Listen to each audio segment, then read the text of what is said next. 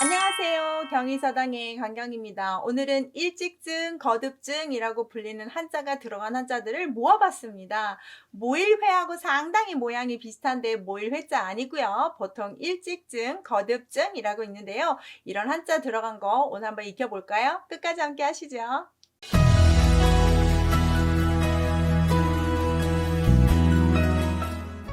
경희서당 책이 있으신 분들은 제가 좀 정리한 페이지가 497쪽에서 499쪽까지 정리를 해놨으니까 함께 보세요. 없으신 분들은 화면만 보셔도 재밌게 보실 수 있습니다. 시작하겠습니다.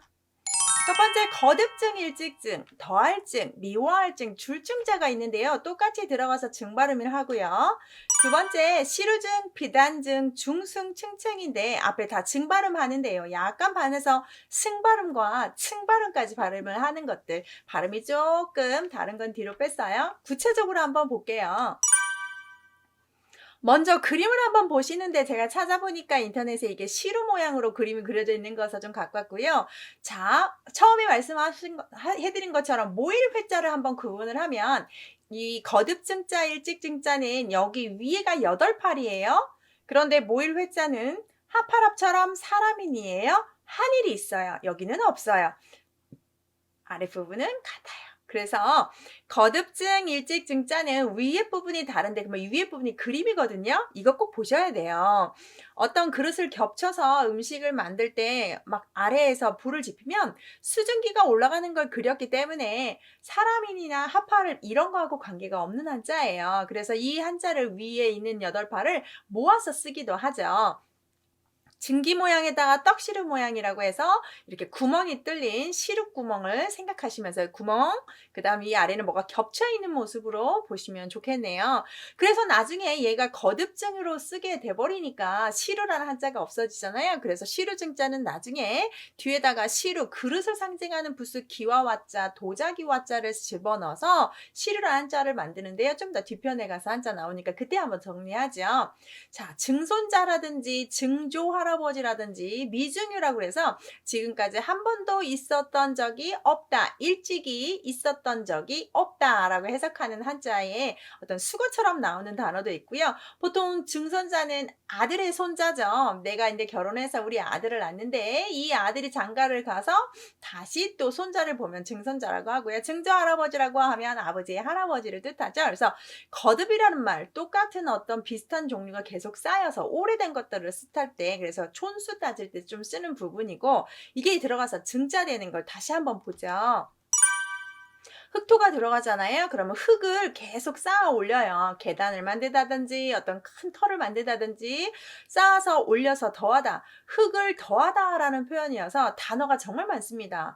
더하다의 반대말은 감이니까 증감하다, 증대하다, 증축하다, 증가시키다, 증액하다, 할증하다 해서 뭔가 더합니다. 그래서 계속 더해서 이 뒤에 있는 한자는 일직증, 거듭증, 거듭이라는 말은 반복해서 뭔가를 놓은 겁니다. 시루떡 찔 때 쌀가루 넣고 팥고물 넣고 쌀 넣고 이렇게 해야 층층층층 되잖아요. 그래서 거듭이라는 말은 겹쳤다라고 해석하는 게 좀 편해요. 또 하나 보죠. 미워할증은 마음심에다가 겹쳤다니까 미워하는 마음이 거듭 쌓여 있다.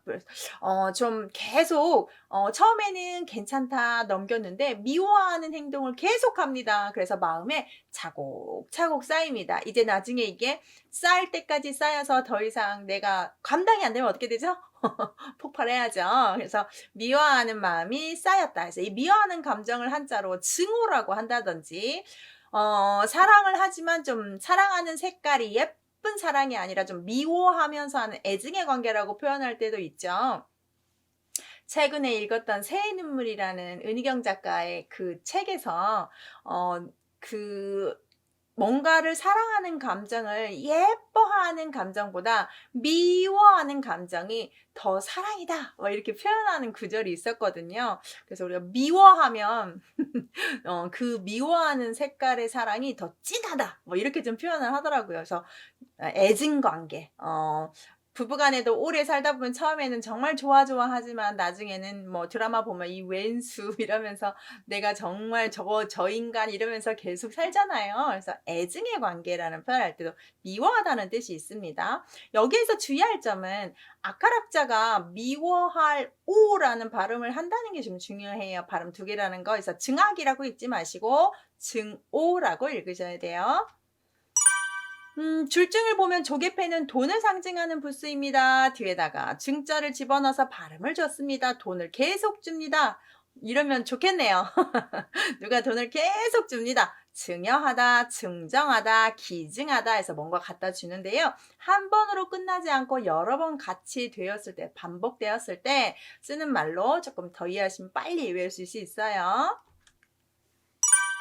시류중자 아까 말씀드린 것처럼 기와와라는 한자는 도자기과에 속하는 그릇들에 붙이는 부수예요. 그릇입니다. 도자기 질그릇으로 만든 시루입니다.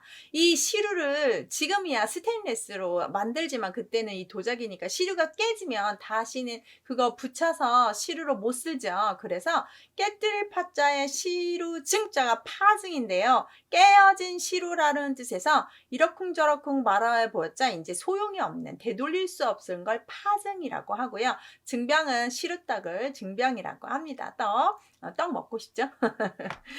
자, 그 다음 한자 보시면 비단, 실사가 들어가면 옷감이에요. 실을 예쁘게 겹쳐서 무늬를 넣어서 만든 부드러운 비단입니다. 여기에 아까 모일회를 조심하듯이 실사에다가 모일회 들어가는 한자도 있어요. 그런데 둘이 나란히 나오면 혼동하는 거죠. 회 들어오면 똑같이 회보고요. 증 들어오면 증 발음이에요. 그래서 위에 시루구멍에 나가는 수증기 모양이냐 사람인이냐 이거 구분 잘 하셔야 됩니다. 그래서 그림 회자가 있다는 거 참고하시고 여기에서 비당 진자와 솜 서자를 쓰셔서 비당과 솜이라는 뜻입니다. 비당과 솜. 자, 그 다음 중승인데요. 재밌어요. 사람인에다가 일직증, 거듭증 뭔가 겹치다예요. 다른 사람보다 거듭 여러 번 자주 깨달음을 하시는 분입니다. 그래서 우리가 스님이라고 부르는 말의 어원을 보면 지금 이 중승자에 높이는 님을 씁니다. 스님 이거를 발음을 계속 해보십시오. 부드럽지 않아요. 성님, 승님, 승님이 스님에서 요즘은 스님을 이 승님에서 왔다고 어원을 합니다. 승려, 승무, 고승, 스님하고 관련된 한자입니다. 재밌죠?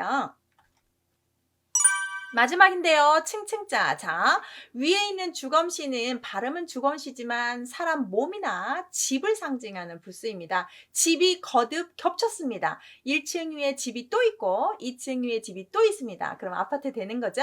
집을 겹쳐서 만들었더니 층이 생겼구나 해서 층계, 계단 계자죠. 계층, 그 다음 고층, 지층, 단층 이런 식으로 뭔가 겹치다라는 뜻으로 발음이 조금 바뀐 거 조심하셔야 되겠습니다.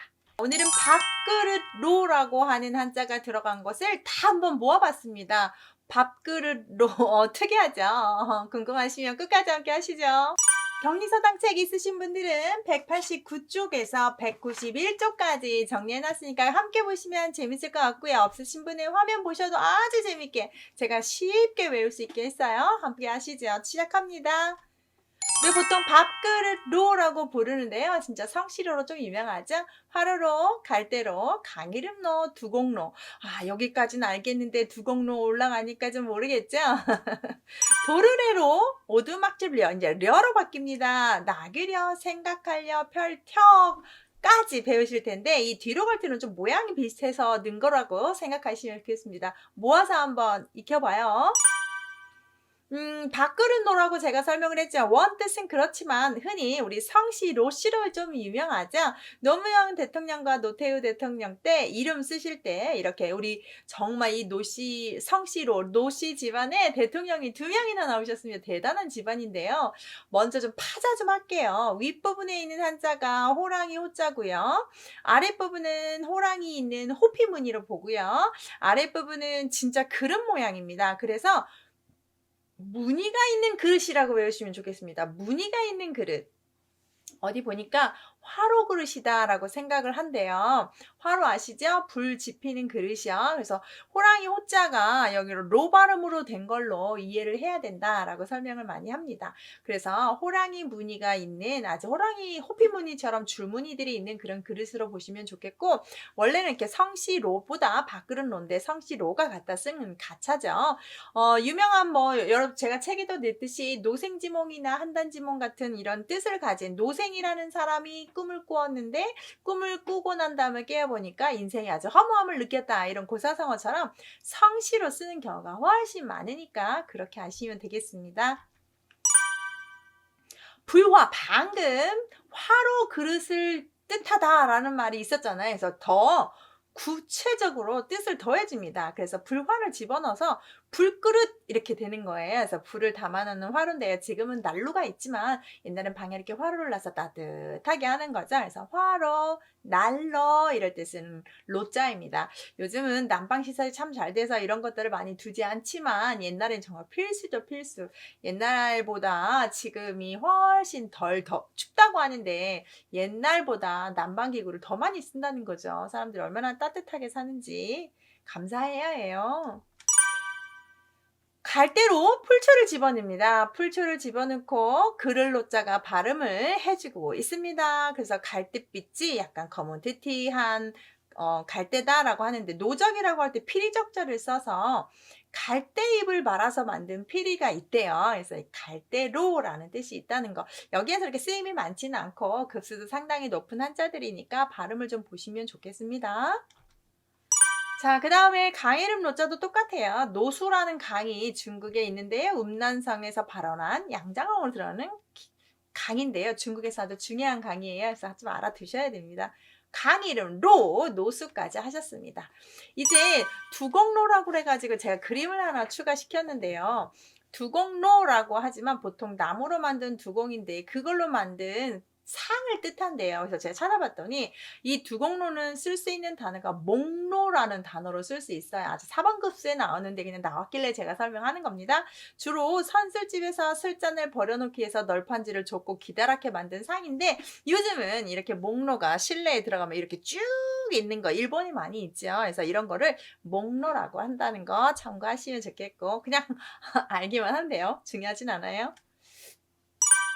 도르래로자도 엄청 어려운 건데 두 가지로 해석을 합니다. 먼저 수레차, 수레바퀴같이 뭔가 굴려서 했다는 건데요. 그릇 만들 때 사용하는 수레바퀴처럼 돌아가는 도르래를 뜻하는데요. 두 가지로 쓴대요. 이렇게 이 도르래 록자와 도르래 로자를 해서 농로라고 하는데 도자기 만드신 분들은 아시죠? 그래서 이 물레를 농로라고 하고, 또는 그 정력에 있었던 거중기에서 이렇게 도르래 여기 있죠? 도르래를 이렇게 사용해서 뭔가 거중기로 사용할 때 이게 돌려야 물건이 올라갔다 내려갔다 할 거 아니에요. 그래서 여기는 지금 우산 때 얘기했지만 이런 것도 다시 농로라고 한다는 거, 그림을 좀 보시면 좋겠다 싶어서 수레바퀴처럼 돌아가는 그릇들을 생각하시면 되겠어요. 어렵죠?